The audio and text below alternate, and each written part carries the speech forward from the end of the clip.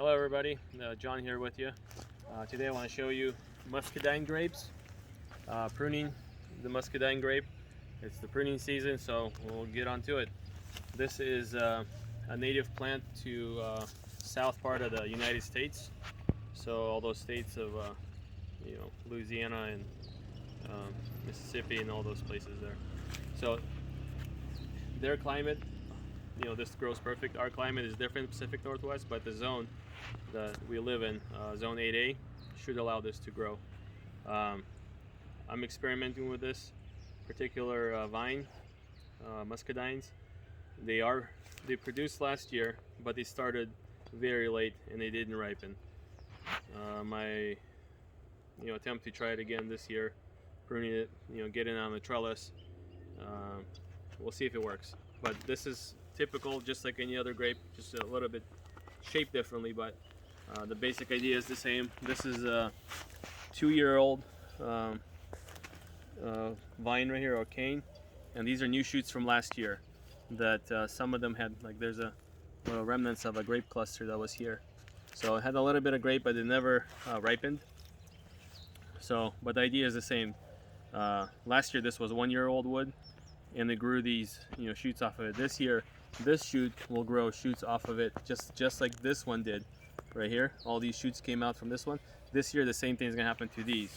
Nothing's going to grow off of this one. So, and then the new shoots that come off of these will have grapes on them, just like these did on on the tips right here. The idea is to leave this one on the wire, last year's growth, and then produce new shoots off of it with grapes.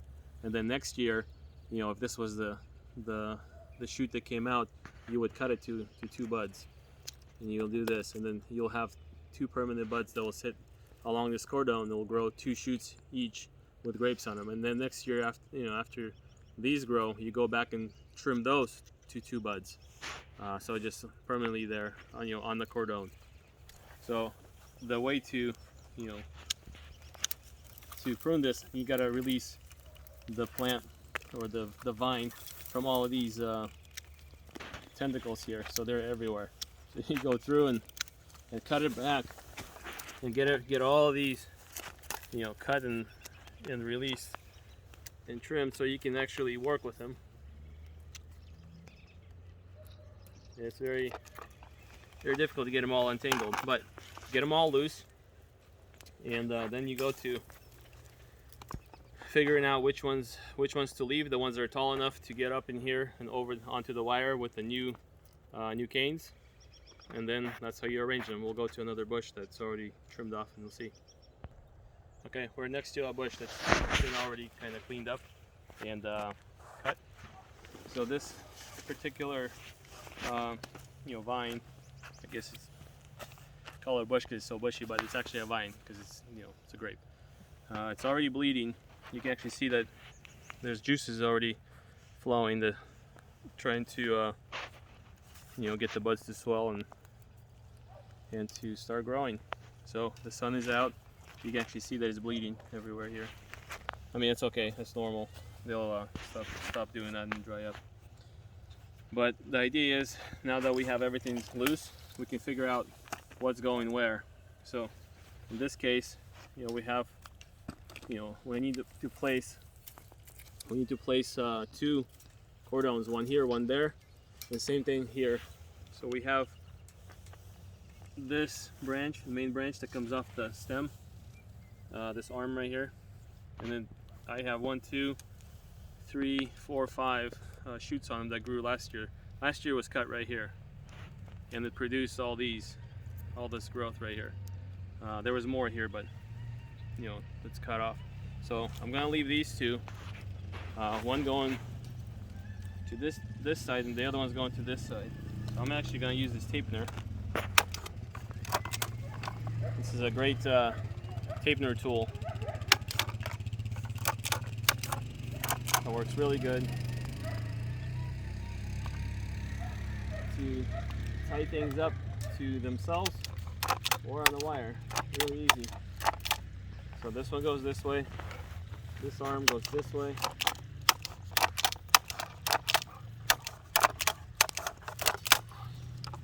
And then I think I'm actually gonna leave all 3 on this one, because in the spring sometimes you get a returning frost, and the buds will swell during the day. You might get a nice warm temperature for a week or so, and then everything kind of starts blooming, and then you get freezing for a week, and then it kills the buds. So just in case, I want to leave extra so I can always cut it out later, and I can't regrow it if I don't have it. So this is what I'm going to do here. That's what I do with my other grapes. Regular grapevine is always leaving multiple canes, so I can always break out the ones that I don't need. I can't put any new ones on if I don't have them. So that's how you do this side, and the same with there. And then we'll go take a look at the one that's finished. So right here next to a finished vine, this one has a slightly lower stem here, and all the the branching is starting towards the bottom. In one way that's good if you have freezing temperatures, easier to kind of cover, and if something happens, at least you have replaceable branches.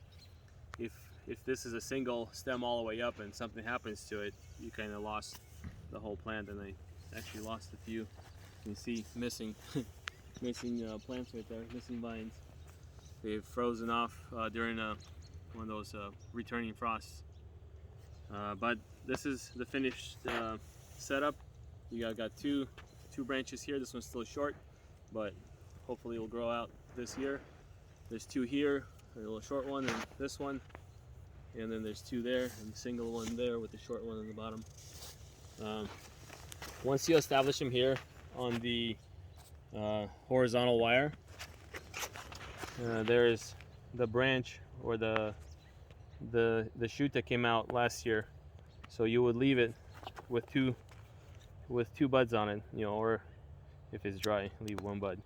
And then you always got to check when you're pruning if it's green, in there, and if you can always cut the bud as well. Make sure that it's green. This one looks a little dry, so the one closer to the stem should be good, and then you cut this as well, and that's really nice and green in there. So it's alive. So you typically leave 2 buds. It'll shoot up two new shoots. They'll grow next year or this summer and produce fruit on them. And the next year you'll cut those to 2 buds, and then and so on. Just keep cutting them. And if they get too bunched up here, you can always cut it out, and it'll grow some new ones, from different buds that are kind of dormant in there. So get it, and you remove all the growth from the trunks here. So all the growth is removed there. Only the vegetation is only on the horizontal branching. So that's how you set up the muscadine growing trellis. Typically you need 10 feet each way for a single wire system. I have 4 wires, so I'm doing 4 feet each way. It's a little more than 20 feet. It's like 32 feet if you go 4 feet times so 1, 2, 3, 4, 8. So I have 32 feet of growing space. Yeah, that's more than enough. And then you can watch each vine, how it's doing. If it's struggling, then you can do less. If it's doing really good, then you can give it more wire. And yeah, that's muscadines. Muscadines are actually the dark grapes, and I have scuppernongs. It's the bronze color ones. They're all the kind of the muscadine, but the scuppernong specifically, the gold and green kind, and the muscadine grapes are the dark ones. And yeah, happy growing. John was here with you. Goodbye.